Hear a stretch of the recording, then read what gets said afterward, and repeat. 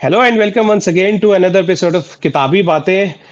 My name is Abhishek, also known as Bookstale Bhaiya, and my guest today is Ashwin Chandarr, with whom I'll be discussing this extremely well-written book, Inevitable AI. As the title rightly suggests, AI is indeed inevitable, whether we like it or not, whether we accept it or not. And Ashwin, from his experience, has written a very readable book and a book which I would say not just readable, but a very important book, something we all should read and very importantly understand what AI is and how it is going to impact, and in some ways it is already going to impact our lives. So Ashwin, congratulations on the book. And before we start, I would like to give a brief introduction of Ashwin. So, Ashwin Chandra is a thought leader, entrepreneur, and inventor who is at the forefront of the rapidly evolving field of AI and robotics. With a unique blend of expertise in technology, business ethics, human cognition, and knowledge and learning, he is well positioned to guide the development of these incredible technologies for the benefit of humanity.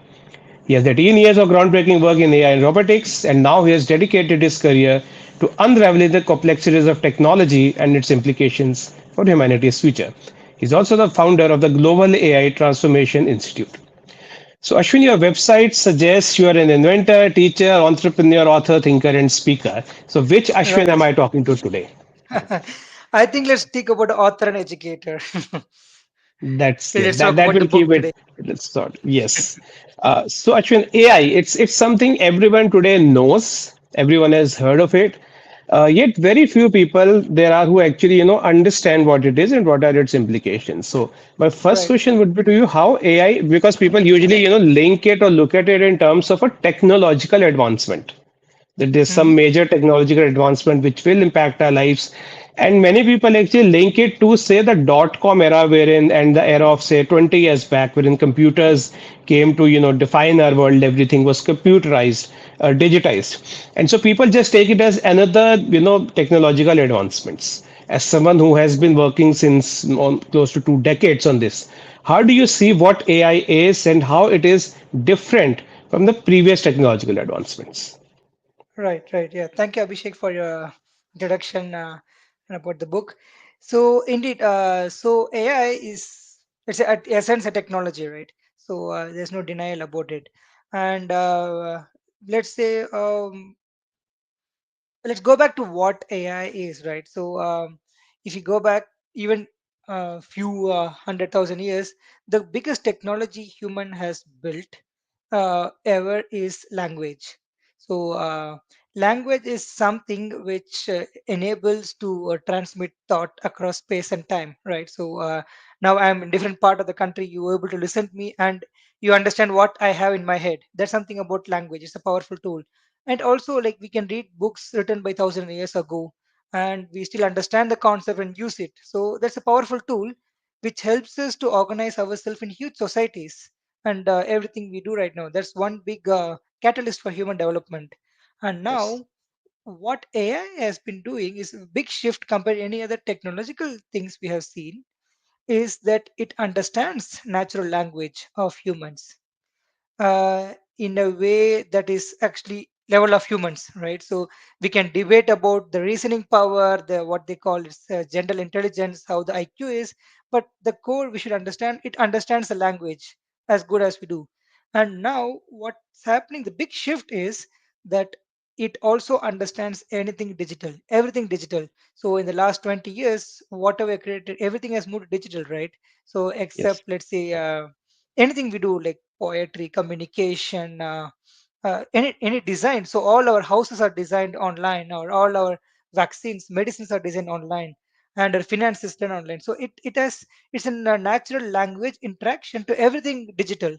And it's a powerful lens to see this technology as, instead of having to program every single thing and to interact with the technology, we can interact with the natural language.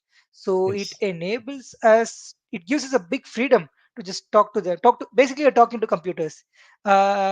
Yeah. Anything in the future, like starting from our personal assistant, so what do we want, what do we buy, to how do we design our countries, our urban systems and the products, will be through the mode of interaction. That's something powerful AI has uh, given us. And Yes. that's why it's actually a step evolution above the digital technologies. So of course, computer was computing invention of computer was the baseline. and allowing internet was another enabler, and the cloud computing, all of these things put together paved for the way to AI to come to stage right now, and it's just going to exponentially grow in anything what we know is digital. Absolutely. Absolutely. So, as in your book itself, you had talked a lot about historical context and language, as you mentioned in your book as well. So, from that time, we talked about languages and languages developed. The several languages Hmm. developed over time. We are now moving to large language models, which is the core of Right. AI and all. But with large language models and with the fact that, as we say, artificial intelligence, machine learning, and it's, for example, like self-driven cars is one example. The cars, they don't follow the code thing that if then and all. The cars themselves are learning like a human. So with machines learning, actually just like humans, if I have to drive a car, learn, I will drive, I'll make some mistakes and all, but with over time I'll become a good driver.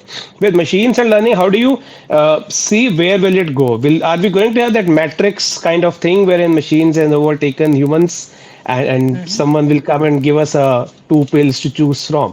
How exactly, where is it going to be? Right, right. It's a very interesting thought to go ahead. So if you look at let's say we can look at it two aspects, right? So one, um, if we look at what is actually AI, right? So there's a lot of misnomer about what it can do. People are talking about it can solve everything, but in definition, AI is but set of software tools which can Yes. do things it's not programmed for. So if we talk about a browser or a Microsoft Paint or whatever, it does exactly what we programmed. But AI is something which can do things explicitly not programmed for. For Yeah. example, we talk about, let's say, a simple thermostat, right? So if you set a temperature, it will switch off if it reaches a temperature. But these days, there are modern things like the Nest, which understand your patterns. Okay, you're coming home at this time, so I should heat it up earlier, and you're sleeping at this time, so I should cool down. Right. This is a bit adaptive, right? That's basically, this can be seen as a very small piece of intelligence, but that's what AI is. It can respond to non-programmed conditions, and that extends to autonomous cars and everything else, Yes. right? And same thing, large language models respond to non-programmed textual interactions, right? Right. So let's, if we set the basis, there are two things. One, AI is still a set of software tools, and they cannot operate in vacuum, right? So if you look of example of autonomous cars, um, 200 years ago, when the industrial revolution happened, there's a major breakthrough. They said, wow, we can drive things, we can pull things which humans cannot do. But if you look still, if there is no driver, the car wouldn't go anywhere, right? So it needs a human operator to direct this powerful force. Even if there's autonomous cars, it just makes it one level easy that it can take the pain of driving every day. But it's the human operator still needs to command where they should go, and that comes from the reasoning why you should go and all these things. So in that way, the human innate intelligence is to do why we do it and how what we do. Right. So that's something innately human. So in that way, AI will be a lot of tools which are commanded by humans, but they cannot operate on their own. They don't have the self Right. interest of what humans have. Right.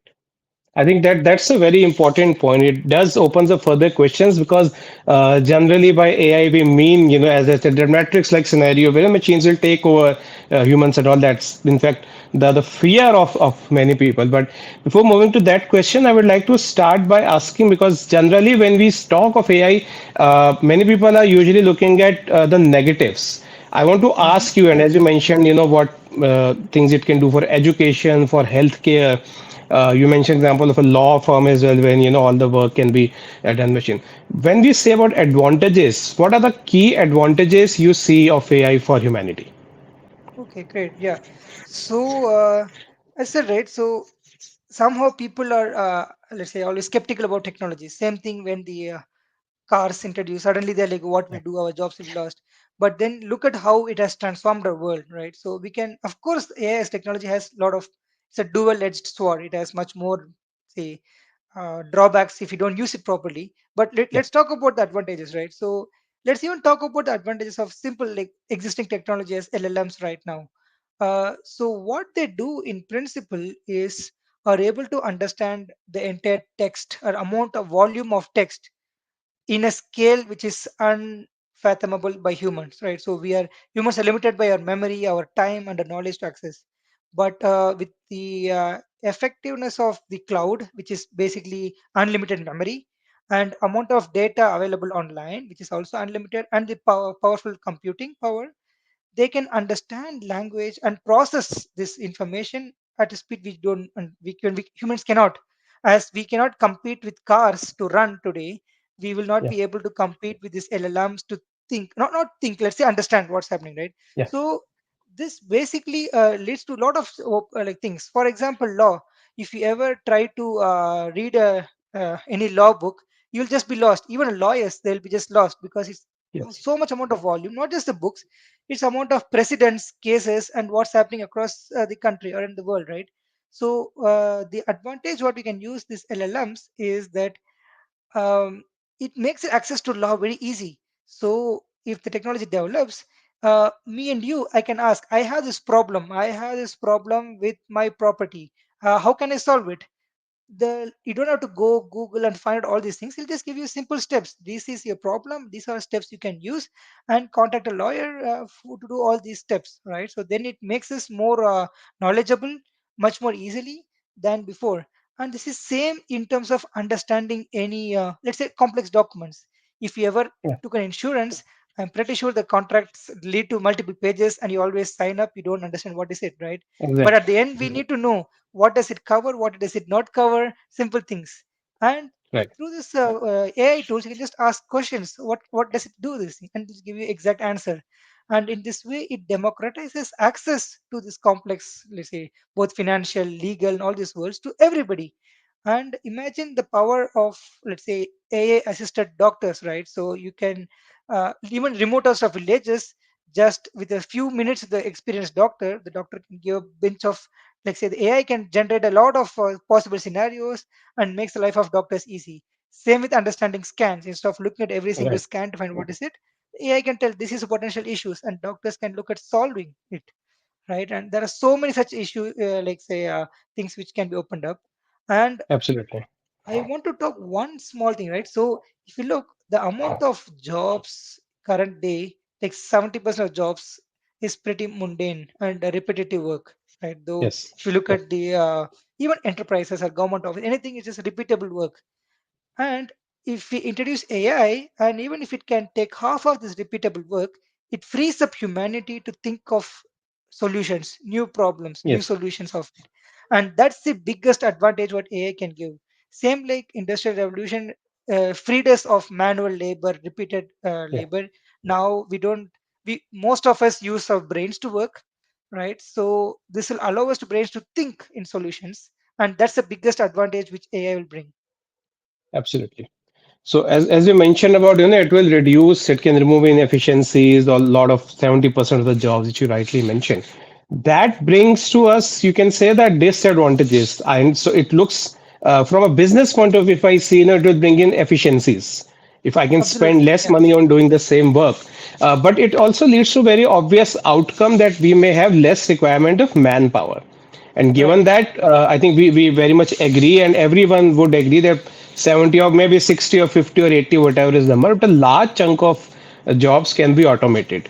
When it comes to the threats of AI, don't you see a job crisis? And if it can be done on a large scale, because I think AI is a technology which is getting adopted at a very fast pace.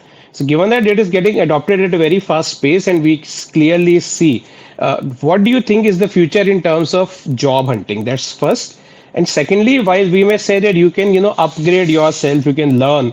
In fact, there are courses available on Udemy for just 500-600 rupees. You can learn technologies and all. But the fact that when you need less number of people from the previous level, to what extent can you retrain people and make them adopt new technology? So how exactly will this job crisis come up, and what are the likely ways we can ensure a job and living for the people? Right, right, right. Yeah, it's a inevitable fact that jobs will be lost. There is no point in beating around the bush saying that we'll create more jobs and other, but Yeah. invariably jobs will lost, right? But the biggest difference between past and now, I will say it's the rapid pace of job loss. For Yeah. example, when this automated lines came up like 100 years ago, people said the laborers are going to lose their jobs. But it took few generations before it became mainstream. So the father who was probably in the farm or in the assembly line, his son would say, okay, it'll be out of fashion. So he learned to do different things, Yeah. right? And in terms of even computers, when internet came, we still transform ourselves, like say, but it Yeah. took like within 20 years we need to upskill ourselves. But the speed at which AI is going, we need to upskill twice in the same generation. That's going to Yes. be very fast, and it's very hard for people to do. And as you said, invariably you can upskill and learn things, but still, if the amount of jobs is less, what's the point of upskilling, right? That's the Yes. one major aspect. So, in that way, it actually forces us to think what is the unique potential of humans and what is the unique potential of machines. So, if you look at that, machines are of course good and will get good in doing some things, right? So it can read text in a long way, it can process digital things faster. But let's look at what are it can do repeatable things very fast. But Yes. let's look at what humans can do, right? Humans are they know empathy and they can connect with people, and they have intuition, and they actually have foresight, right? So whatever you can do, machines just don't have foresight. um, they are just a blend of what humans already know. And so there are these kind of thing, and humans are good at adapting to multi-dimensional systems, right? So if suddenly if you are put in a situation where there is 10 cars coming, there's a lot of traffic, a machine just will freeze, it Yes. just doesn't know what to do. But humans will figure out what to do next and solve it. And also there are these are tasks which are uniquely human. How much our AI evolves, it'll just not be good at this. So what we need to see is reorganization in what is uniquely human. So instead of Right. having millions of programmers, you need millions of inventors, thought leaders who will do with medicine, policy, like even artists, right? And these kind of people, and these people who will orchestrate AI tools. And apart from like where AI is not good at, it cannot do physical things. Like it Yeah. just cannot do farming. It just Yes. cannot do creative work. It cannot do manufacturing by itself, and cannot do invention. So what we need to do is reshift of our big part of population working force to this directions which AI just cannot master. And in Right. that way, it'll be a mutual things. Use AI as a tool where it's good at, but then use humanity where we can progress at a very faster rate. Solve Yes. challenges of poverty. Solve challenges. Yes. How do you tackle global warming? AI just cannot do that. Yes. True, very true.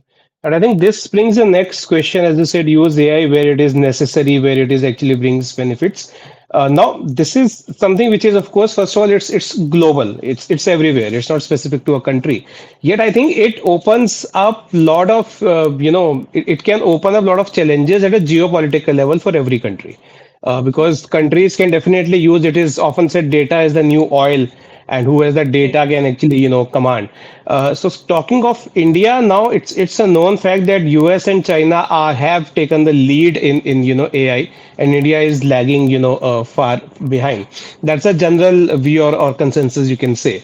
How do you see geopolitics being played out, especially when US and China have access to better data, better AI techniques, better trained engineers and everything? How do you see things happening at a geopolitical level, and especially in the context of India if you compare it to other countries? Right, right, yeah. So as you said, right, so there are only actually three things which matter in terms of AI. One is data, second is talent, and third is you can say money, infrastructure, or thought leadership, right? So if you look at the just because of our huge population, which we also generate a lot of data, our India is highly digitally penetrated, right? Even villages you can see people using their phones contributing daily. So in terms of data, India is the top in terms of data availability, right? Just due to amount of things. And also in terms of trained engineers, um, somehow, okay, if you just look at Indians, we are among the top highly trained people. So but a lot of us are working in the US or across the Yeah, world, right? So that is a challenge for them because they look at where opportunities are and they are there. But in essence, we have talent. If you provide the right opportunities, people will be happy to be back and contribute. And yeah, there is a next thing about finance and vision. right? So in India, though we say we are lagging behind in terms of investments in there, it's just a mindset of people. So to be honest, we have quite good amount of capital. Like if there's a will, there's good amount of capital, but we, as let's say investment, we're looking at safe bets and short term gains. Yes. But if as a whole investing community, it's not just to blame the government, as just investors, Yeah. Yeah. anybody, as everybody, we just look in terms of not a short run, but we look, okay, in 10 years it's going to give an enormous benefit. Yeah. If we do Yeah. that, and we need a vision. So Yes. the problem right True. now with a lot of, let's say, IT companies is that we are just developing for the foreign world. Right. Biggest amount of Indian companies are developing for the foreign nations, but if you look the US and the China, they develop for themselves. They create products Yes. which they sell. True. So that's a shift we need to bring in if you want to become leaders in AI. We have data, we have talent, we need a vision and the investing capability. That's something very important, and we Right. also need training in terms of AI. Yes. It's not it's not like in terms of software, right? So you can just take 6 month course for 600 rupees and become a developer. AI needs a mindset to understand from core of it, so you can create products, create Yes. applications, and identify Yes. these things. That's something we need to integrate in our education systems. Very true. Would you say that currently India, in that sense, is not really owning the data? So if I, like something on Facebook or Insta or Twitter, I'm in a way letting Twitter or Insta know what are my political inclinations, what are my inclinations towards whatever things I like or anything. When I buy something on Amazon, I'm happy that I bought something at a cheaper price. But in essence, I'm giving them the data that where do I live, what's my phone number, what do I keep on buying.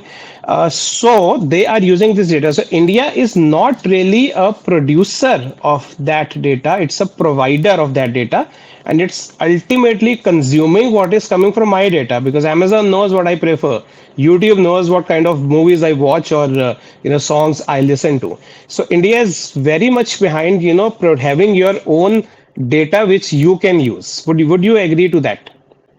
Definitely, that's a very valid point, which we all need to be thinking as a country as such, right? So, Yes. in my book, I talk about digital colonization. So, what Yeah. I mean is that, so say 400 years ago, when the British were here, so they took our raw materials, cotton, right? It was Yes. growing a lot in abundance. So they took the cotton here for basically free or cheap price. They took it to their Yes. mills, made it into fabrics, sold it to us the premium. In the same way, it's happening with data. Though we produce Yes. the huge amount of data, almost everything is actually even stored in the US. Not even there is no regulation stored in India, right? Yes. So they take the data which we create for almost free, they process it, they use it, and they sell the same services back to at the same price. And this is just going to more and more amplify this thing. So this is becoming a more digital colonization where both Yes. our resources and our money is going abroad.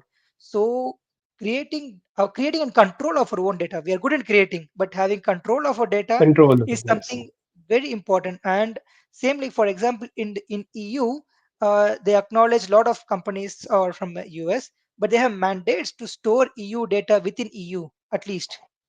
So both True. of legislation regulations is there. True. So at the first step the government needs to do is at least to ensure that our data stays at least in our country.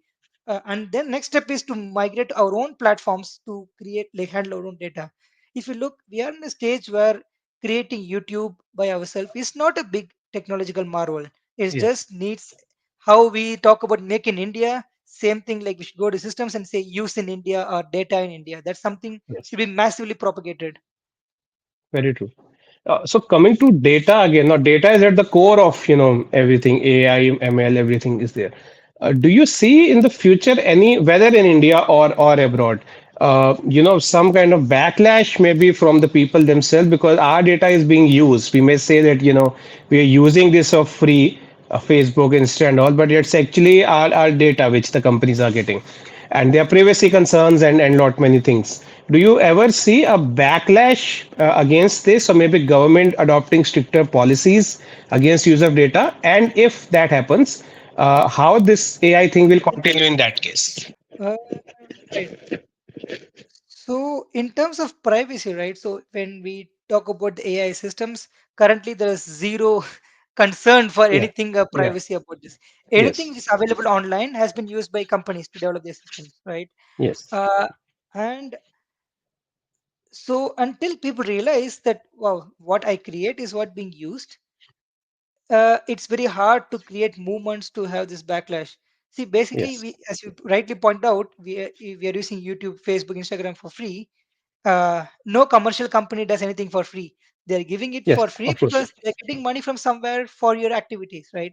Very true. And people don't realize that. So they're actually the consumers for the ads and everything which run on their platform.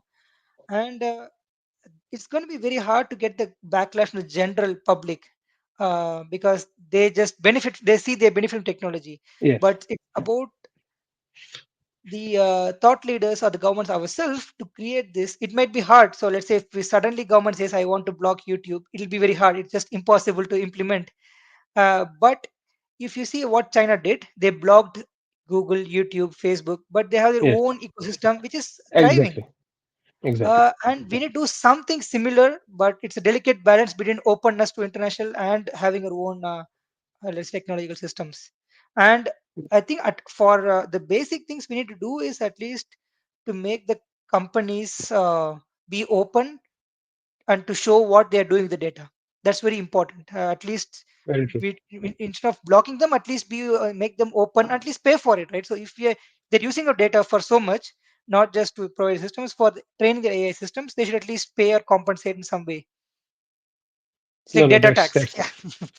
absolutely that's very important. I think as of now, data is a concern for which is a global concern. It's not restricted to India. India has several other challenges when it comes to AI. One is which I think we both agree that we are quite lagging compared to other countries.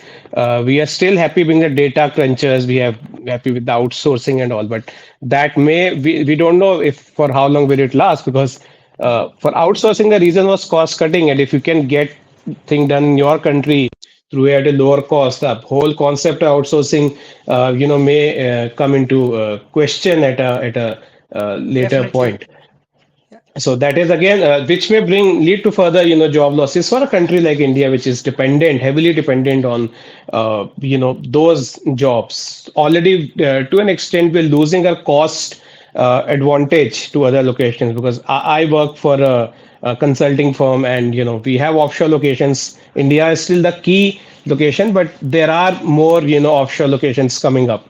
Well, India is the biggest, but that's the point to be mindful of, that we also have some competition because what in Definitely. Indian can do, people in other countries are doing, even if at a shorter scale.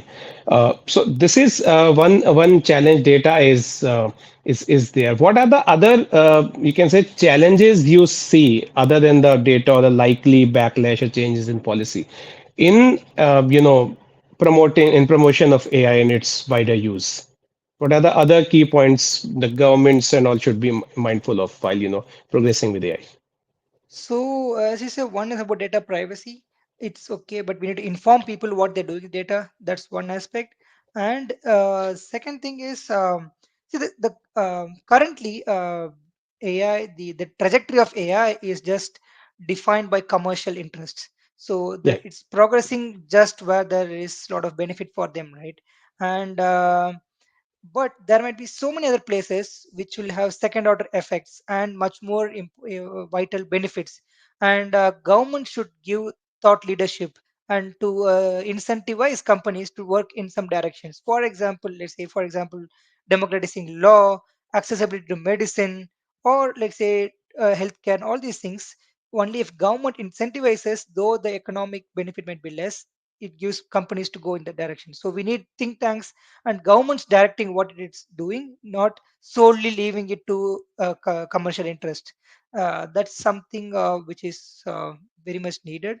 And the other thing, what I wanted to say is, in terms of policy and misuse. So AI, how much more powerful it is, if it falls in wrong hands, it can be a big disaster. uh, Yes. One example we're talking about is deep fakes and fake news and Yes. all these things, right? Very true. So if we leave this technology to anybody, any anti-social elements, even from within the country or outside, now there is no like the internet has removed boundaries, right? So anybody can just easily create social unrest. So because at a click of a button you can create a millions of stories which are looking different but look very true. It's very hard, even sometimes it's very hard for me to discern which is true or not true, though I Yes. have been using this a lot. And this is such a, it's not just fake news, not something online. It can create social unrest and destabilize nations by themselves. And people have to be extremely cautious of this thing, and this is about not just people, the governments need to take it as seriously as Right. defense. They should consider it as defense spending. Yes.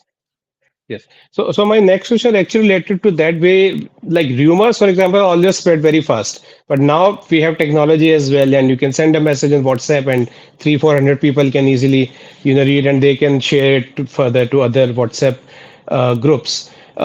Given issues like these, and when, especially in a country like India, where we have very diverse set of people, and unfortunately, some of them they do fight, whether it's matter related to religion or caste or things like that.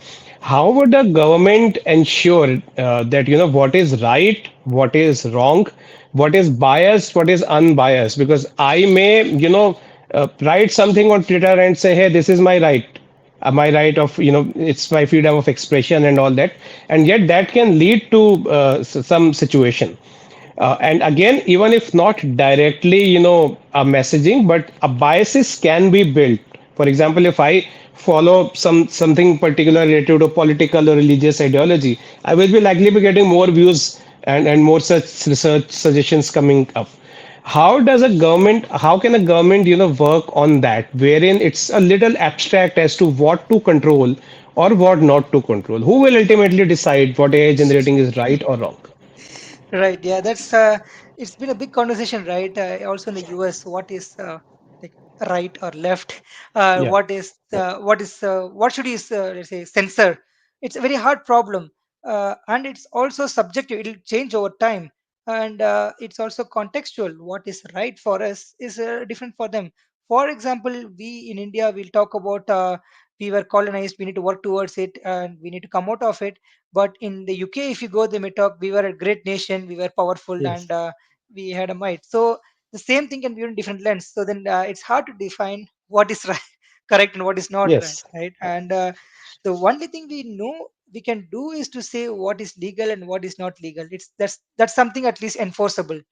Yes. And again, it's very hard for governments to let's say censor things, and if the governments change, the censorship ideas will change. um, Yes. but what's more important is to prevent this formation of information bubbles. So as you said right Yes. now, right, if you like a political ideology, you keep getting more and more post on it because Instagram wants you to click more on it. They want clicks. But what's dangerous is what will happen in the future is you might see dynamically generated content. You might have fake news or things which will just appear for you. The news you read will be different for the news I read, Yes. though. And this will amplify the bubbles faster and faster. That's this is the biggest danger, and this is something we can control. The governments can prevent information bubbles, because this will what this does is it just prevents you from access to different views, and that's the biggest danger. And at least we can enforce the prevent like that these bubbles are avoided, so the views which we see on any social media is not triggered only by the clicks and likes we have. So this some personalization has to be controlled, and that's at least something we can do. Absolutely. So another thing about AI is, so Chat GPT, for example, it gives me certain solutions. So for example, when I was undergoing a training program on YouTube for this, so they were like, if I were to visit a place, give me an itinerary of what to do. If I'm going to Paris, what can I do in 2 days? I can visit the Eiffel Tower, visit a Louvre Museum, and all that. That is again something we can get from the internet as well, right? I can do a Right. Google search, places to see in Paris or in London and all. Chat GPT, which is an example of AI, gives me a more, you can say, customized solution, because I can say, hey, I don't want to go to a beach, or I don't want to go to a mountain, and I'm not interested in history, give me something else. So this is again, as we talk, this is what our mind does, because when you say, okay, Mhm. I don't want to go to here, so tell me a relevant solution. But AI can do that for now. So can we say in layman's language that AI is not replacing human, it is replacing human mind? It's an interesting perspective put it, right? Okay, so if you look at the example what you said, right? So for example, if you want to go to Paris for 2 days, generally what you do, you go Google Paris trip for 2 days. There are 10, Yeah. 12 different posts what they show, you read every single thing, and from inside, okay, I don't want to be a beach, then you just filter out few things and combine few things to make an itinerary, right? In a way, AI like ChatGPT is just summarizing this, right? So Yeah. instead of you going 10 pages, if you just say I want to do 2 days in Paris, it will just take the most commonly visited things from all across this 12 pages. So it just saves you from reading all 12 pages. But that figuring you that I don't want to go to the beach or I want to go to museum is what your mind is doing. So again, we go back to initial talk we had about human control. Mind is controlling it. It just makes our life easy. It just saves your time. So, in that way, again, AI can be thought of a mental power multiplier. So instead of spending 1 week on figuring out an itinerary, you can spend in half an hour. Yes. So it just makes it our mind thinks faster. That way you can do it. Yeah, it just of course doesn't replace humans. And a lot of things like feeling what I want to do and doing, being and experiencing there is what unity human. And as you said, it's just amplifying the power of the mind. Absolutely. Okay, so two last questions. One is a very broad idea of, how would the future be like in say 40, 50 years down the line. AI is inevitable, we all agree. We cannot, deny that. Given its advantages and disadvantages, which we both discussed, how do you think the future would be like, say 40, 50 years down the line, considering all possibilities? Yeah, that's a long foresight look, right? So I foresee a complete shift in the workspace as we see today. And if we manage it well, effectively, redivide things, or as we discussed, right, redistribute the workforce in a proper way, you can be a quite prosperous in the, let's say, self-content country. But it can also be that we are just stuck with job loss, and if you know a huge amount of people with job loss, the country will become unstable, and this will reprioritize what we as nations need to do, but also world has to do. It'll be Yeah. different for different nations for what they are aspiring to. um, for example, it can also exacerbate the inequalities. So the Yeah. rich nations can just provide do things very fast, Yes. and just yeah, we are all consumers, right? So we should just, it needs a lot of changes, and if you go the right way, it can be a good balance. It can be a good balance for people like India, country like India, to be on the top, be self-sufficient, or it can also create disturbance, right? Yes. And the other way to look at it is, let's say as more and more machines came into play, the physical strength decreased, right? So if you look at, let's say, 1,000 years ago, when people built castles by hand, or the people who built pyramids carrying huge amount of rocks and this, right? Also in India, the built huge temples by just hand and simple tools. And Yes. if you look, we are nowhere compared to them physically capable, right? So we can, our amount of physical capacity has decreased because we let the machines do it. Yeah. But now with the AI, if machines are doing the thinking part, the mind part, you can assume that we are going to be mentally weak as well. Our mental Yes. capacity can go down. Very true. uh, so then what do we do with it? So when our mental capacity is free, what's the next frontier? Or are we going to be more spiritually realized people, or we understand the next dimension, or we are just going to be like in the matrix, just consuming the digital information Yes. and just lagging behind? That's the question which is open for how we approach. Very true. And one question related to that before I move to the last question. As we talked about, the impacts and all, do you see a larger role for governments in the future in that case? Because again, it's the corporations who own the data.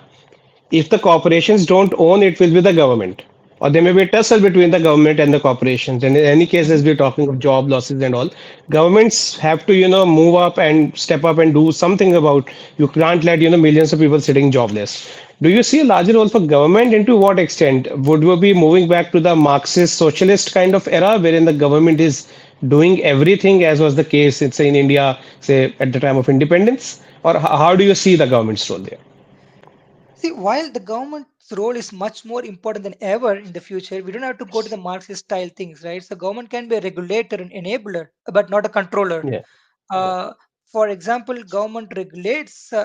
We should treat data and AI as a national asset, right? So how we treat our natural resources with great care, we should have the same thing for AI as well.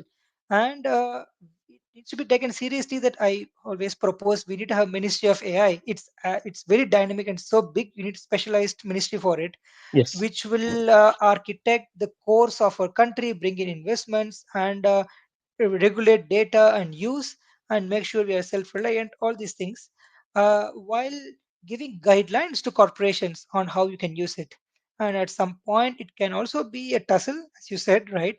But the tussle cannot be on ownership, but on the direction, on Right. how do you Yes. go with it. So that's a good balance, and it's, they say, my feeling is governments, especially in India, are quite lagging behind Yeah. on actually in the thought leadership, but regulating. And by the time we bring up regulation, it'll be too late. So we should just avoid. We should be more proactive in this, I would say. Right. So my last question is actually related to the people, as eventually it's about the people, because the technology will affect human lives and all. What advice would you give to someone A, who's in the middle of his or her career, say 35, 40-year-old person, and someone who is starting his career, say he is or she is studying or is just joining the corporate world? What advice for these two set of people? So the first thing is to identify your innate nature, what you're really good at, right? So instead of being driven by a monetary benefits, okay, if I do this job, I'll get good salary. It might be good right now, but in 2 years, your job doesn't even exist. Rather, focus and try to understand your core nature. What's you're good at? Are you a people person? Or do you like crafts? Or do you like farming? Like, it can be still open, right? Don't have to follow the bandwagon just to go in this direction. So if you identify that and identify in the matrix of what the humans are good at and what machines are good at, you should direct yourself in a stage where you will be more important than ever. So it needs bit of Right. foresight. So if you do that, you'll be much more needed than even now. And and second thing is, you should be consistently able to understand what is AI and Yes. become like a master at using it. Same like if you don't know to use internet, you are lagging behind a lot. Yes. AI will be much more powerful, so you should constantly master. Doesn't matter whatever field you are, a doctor, a professor, or a lawyer, you need to be able to use AI to be at top of your game, and that will, let's say, uh, skyrocket your importance. Then if you don't do it, you will be thrown into obsolescence. You will not be useful at all. Absolutely. Absolutely. So, well, let's hope that people do understand what is AI. Thankfully, we have authors like you who are writing books like these, who's just making people understand what is AI in a simple and easy to understand manner, and let everyone gets a sense of what is coming, what the future is going to be like, and that's what it will be, whether we agree or disagree to it. So all those who are watching this, I strongly recommend this book. It has, you can say, pretty much everything you need to know at this stage about artificial intelligence, and very importantly, it does tells you what it is. From the perspective of history, as well as Ashwin has talked a lot about languages and all. He has given a very good historical, context to things, and on the basis of that, what the situation is currently and the future is likely to be. So one book which I would like everyone to read. And Ashwin, thank you so much talking to you. It was a wonderful session. I myself learned lot many things to this session, and wish you all the best for your future. And I wish you write more books. Thanks, Abhishek. Thanks for your curious and thought-provoking questions. I think these are conversations need to be mainstream. I'm happy you're doing this. Yeah. Absolutely. Thank you so All much. right. Okay. Thank you.